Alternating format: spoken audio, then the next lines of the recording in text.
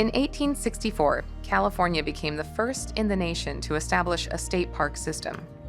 Founded during the turmoil of a civil war, California state parks made strides in protecting the state's rich and diverse landscapes, even before the founding of the national park system nearly a decade later. Today, there are 280 state parks in California, spanning over 1.4 million acres, and State Park Service members continue to steward California's public lands, protect our natural resources, and connect people to the outdoors. Like the Torres family, which has been in the State Park Service for 3 generations. As the nation approaches its 250th anniversary, the family comes together to reflect on where we come from, where we are now, and where we're headed.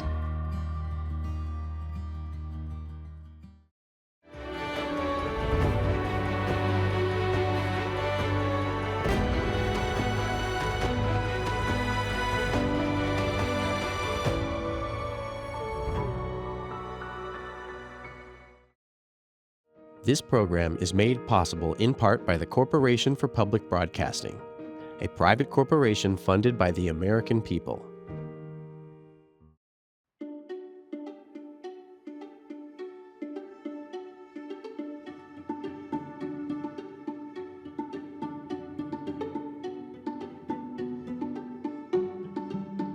In terms of state parks, I started up here in Marin County.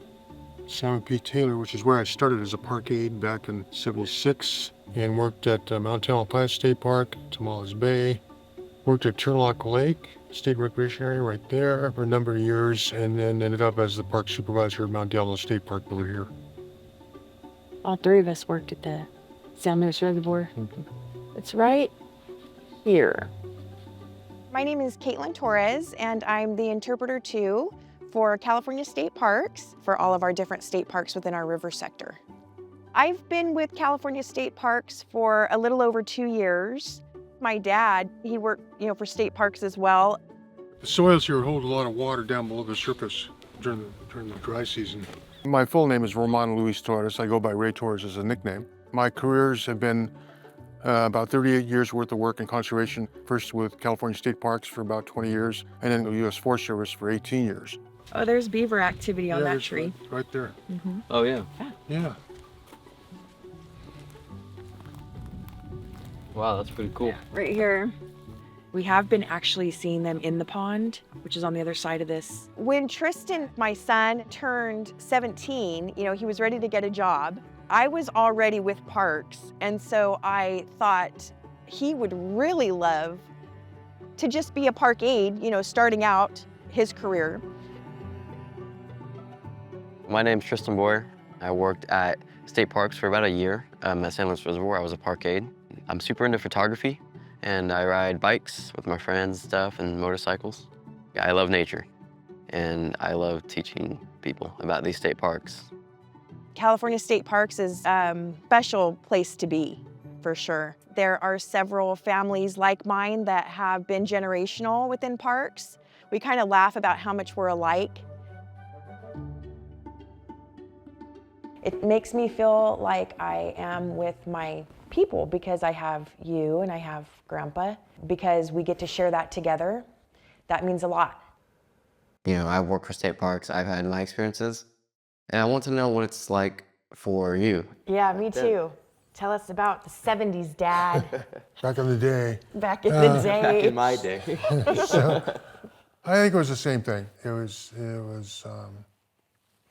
a time of environmental expansion, environmental awareness coming out. A lot of our conservation laws, NEPA, Clean Air Act, Clean Water Act, all those came out of that 60s revolution. Till the late 1800s, early 1900s, there was no public land as we know it today. Back then, it was to be exploited. This idea of a national park for the people, for me, comes directly out of this revolutionary idea of democracy and not being ruled by a king or a monarch. Because in Europe at the time, there were preserves, but they were the king's property. And none of the commoners were allowed to go there. So it wasn't until Gifford Pinchot with the Forest Service and later on the Park Service, Stephen Mather, that came in and started putting some parameters about we need to start saving these places. When I was a park aide, I would meet lots of different people. It would be people from Germany, it would be people from Australia, and they want to come and see this side of the world because they also have that connection with nature like we do. And so I get the privilege to tell them, hey, check out this park. And I think that's what my favorite part about being with the public was. I had the same discovery actually when I was a park kid as well, because you realize right away it's not only about the trees and the critters and the landscape. We have to have the public along with us to make that happen and to help them relate the connection of that outdoor world to their daily life. The public is what pretty much makes and breaks state parks. If we educate kids early, Yeah. then they grow up and they can probably teach their kids someday about how great it is. And it's just like a cycle. It's a cycle. It is a cycle. Luckily, I had a dad that loved the outdoors. And so I spent a lot of time with him in the Sierras since I was about 7 years old. And he's really the one that introduced me to the outdoors. Got involved with backpacking and eventually climbing, was a member of the Sierra Club, still am, mountaineering. And that led me in my mid-20s to state parks. My dad came across from Mexico in 1924. He was born in Jalisco State in Mexico in a little town called Atotonilco. He took off from home when he was about 14. It would have been about 1916. And ended up during that revolution period with Pancho Villa and heading north to the north border. He worked in the revolution for a bit as a horse handler and as a ranch caretaker, and then they sent him up along the Rio Grande River to watch troop movements. He told me he remembers sitting up on a ridge watching the trains by El Paso. And once that revolution kind of slowed down, Pancho Villa was assassinated.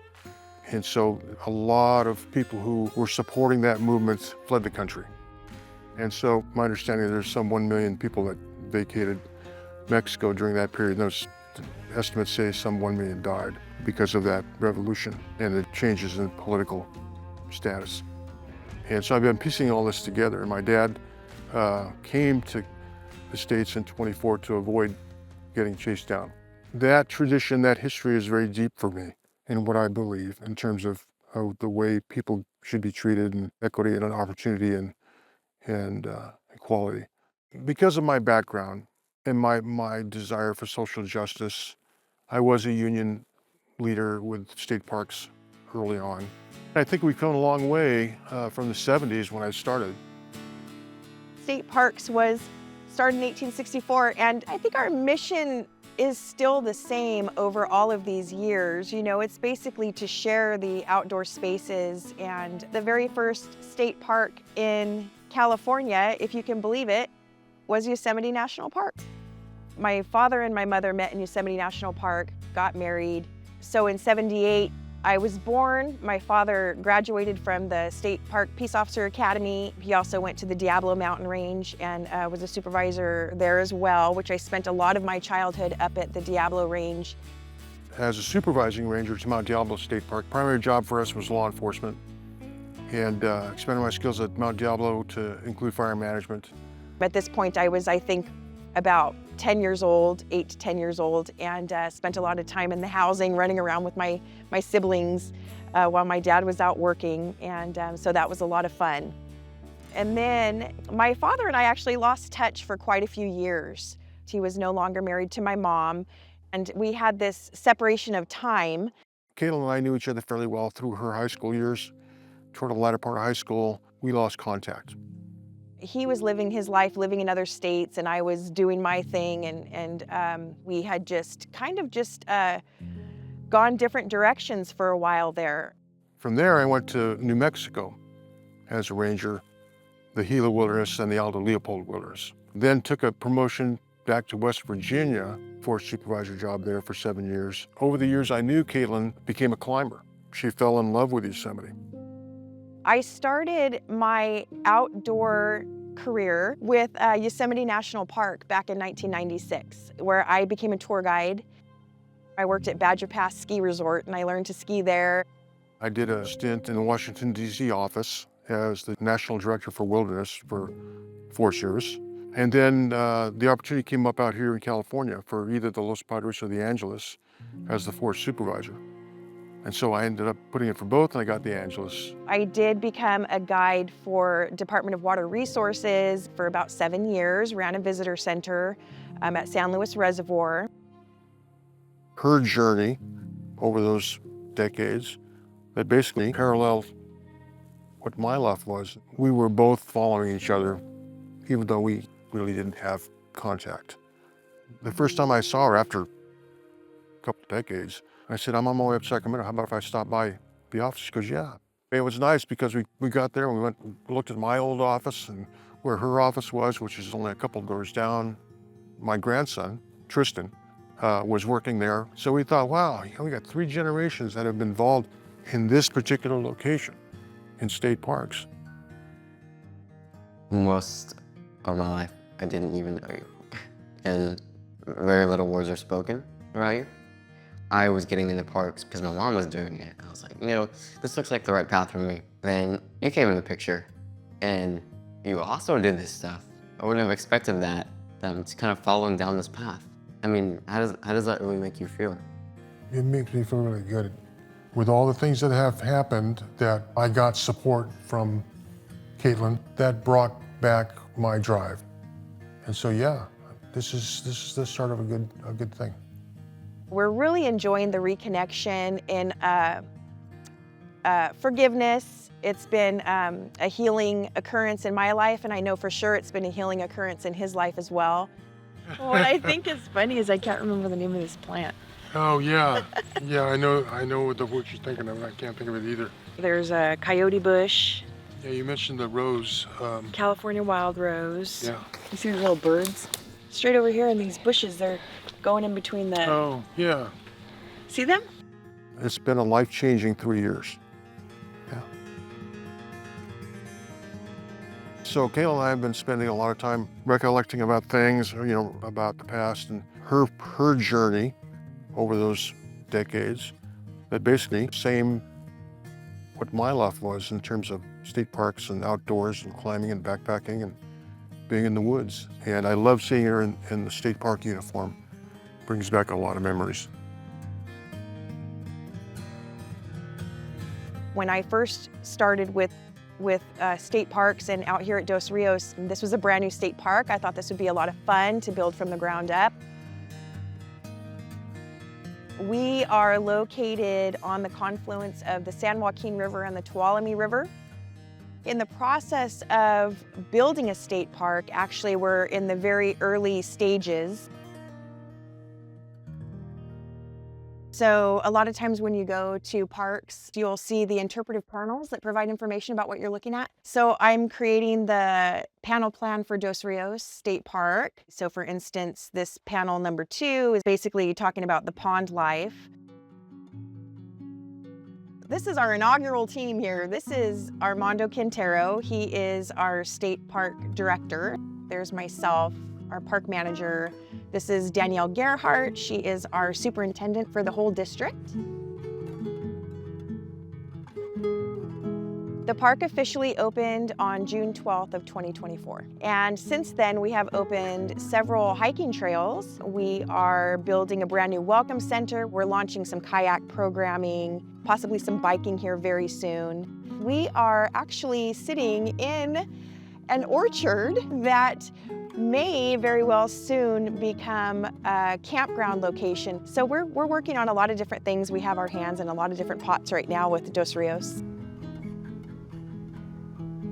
We have had a lot of fun, our interpretive team, building up this brand new state park.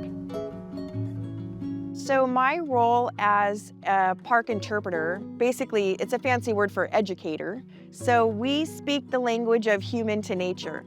I do a lot of the oversight of the educational programming and public programming.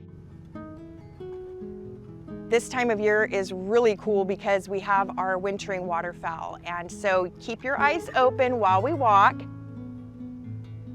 This would be the access to the pond down here. Usually the turtles are basking. Yeah, it is pretty out here. My mom, she loves outdoors. She loves meeting people. She teaches the public about all these beautiful places I think everyone should experience in their life. And I think that also reflects onto me. I want to follow her footsteps. This is always such a passion of mine, just being out here and taking photos. When I'm riding bikes, I'm always flying through stuff. But yeah, this is a lot more slower paced. So maybe we'll just get something with the trees and the sun in the back, and it might look okay. I'm always looking for good lighting.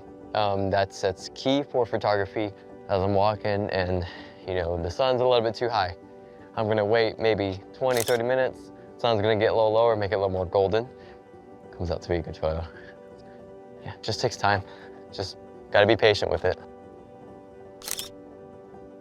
When I first started out here at Dos Rios, the locals came out here from the little towns around here, and they said that growing up, they were told that the rivers were dirty. And, you know, stay out of the rivers. You know, people dump things there, it's dirty and things like that. Times have changed now. Riverside habitats are being restored, and there's a whole life that happens around the rivers. And so our river parks within our river sector are definitely one of our biggest priorities to share with the public. State Parks Week is always in June, and we're trying to incorporate all of the parks in our river sector. And this is where we're thinking about having a cultural event. What's it expected to look like? Lots of people? Oh yeah, it depends on what kind of events. So what's your guys' plan? Kayaks and... So Great Valley Grasslands, we're doing an astronomy night. That's gonna be fun. That'll be really Because cool. Great Valley Grasslands has like no light pollution. Yeah. And so we're gonna do that, and then we're gonna do the cultural, the Native American, celebrating Native American culture here. Especially here in the Central Valley and in the location that we're in, where there are not a lot of parks. Adhering to the voice of the community that uses our park is so important.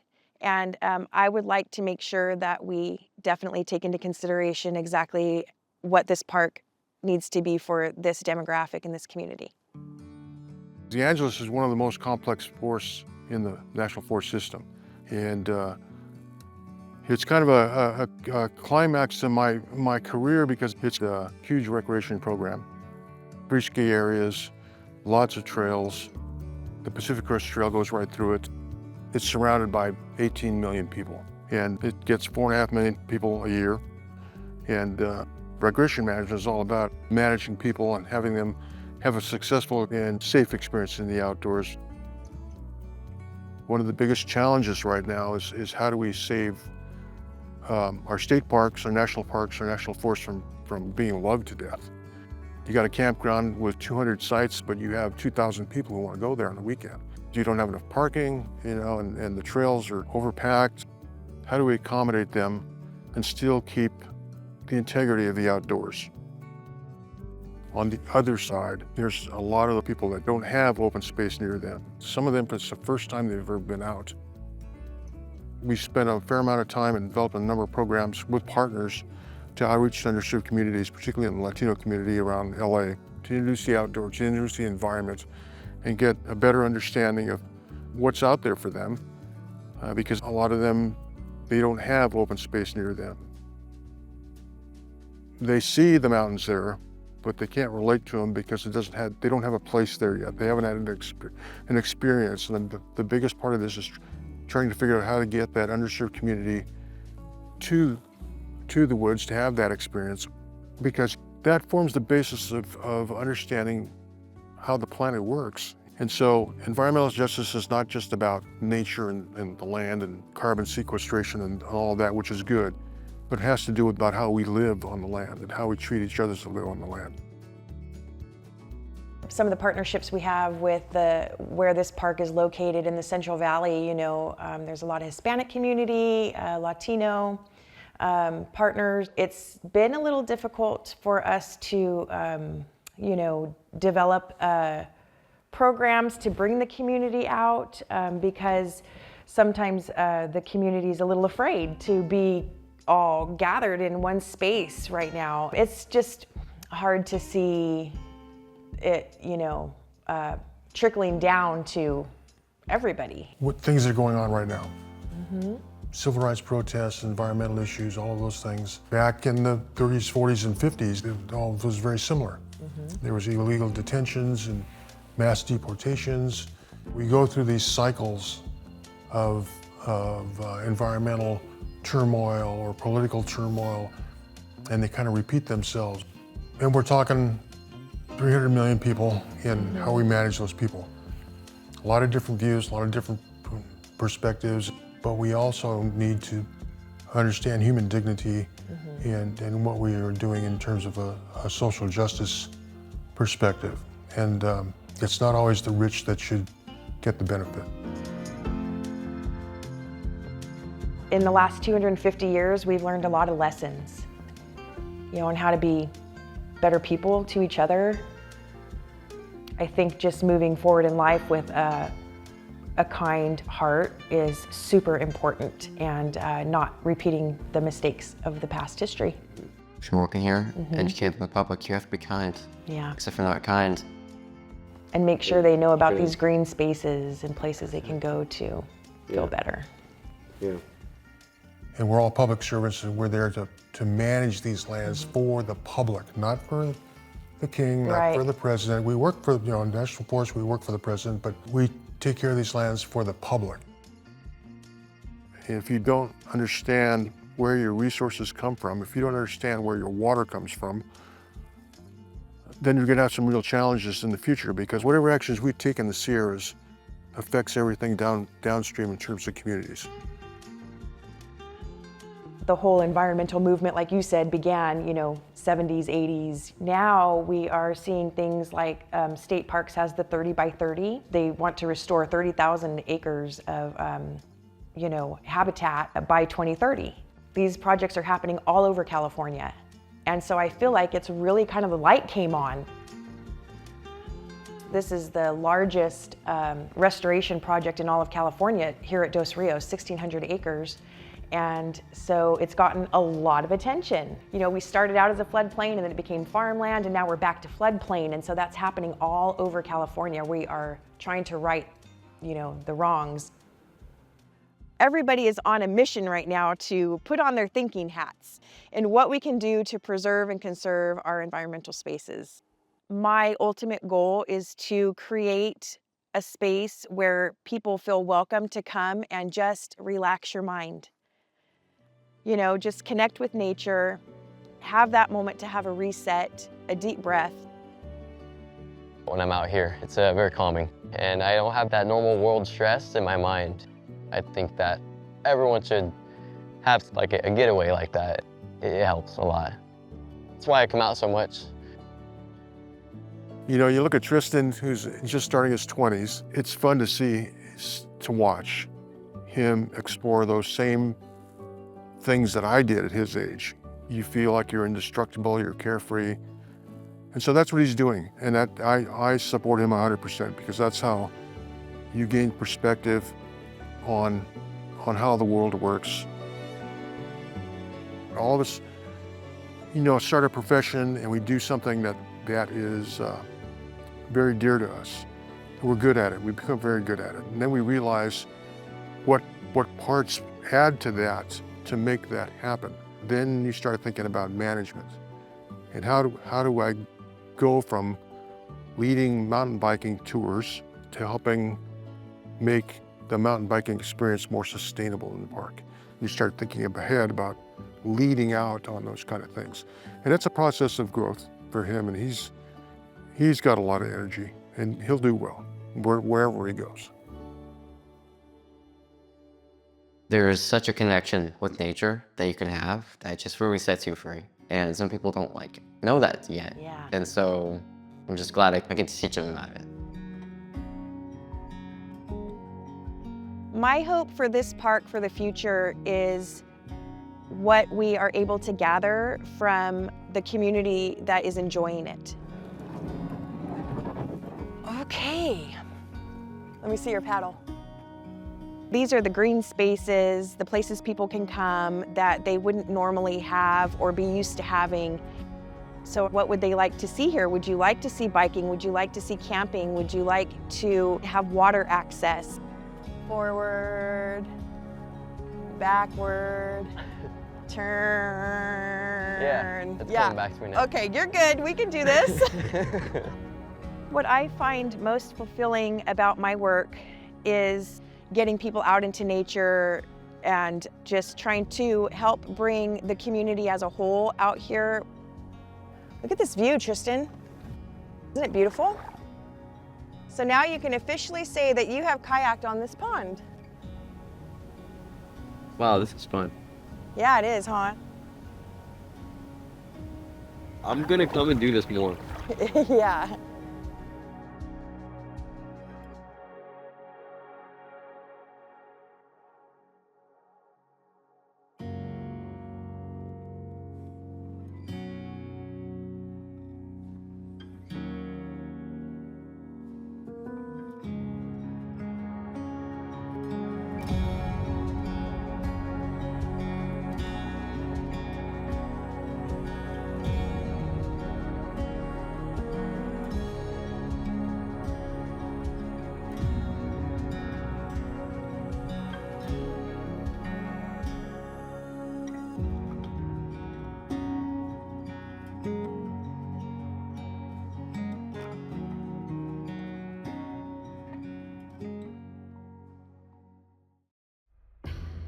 You can visit our website for more information and additional resources. It's all at generations250.org. This program is made possible in part by the Corporation for Public Broadcasting, a private corporation funded by the American people.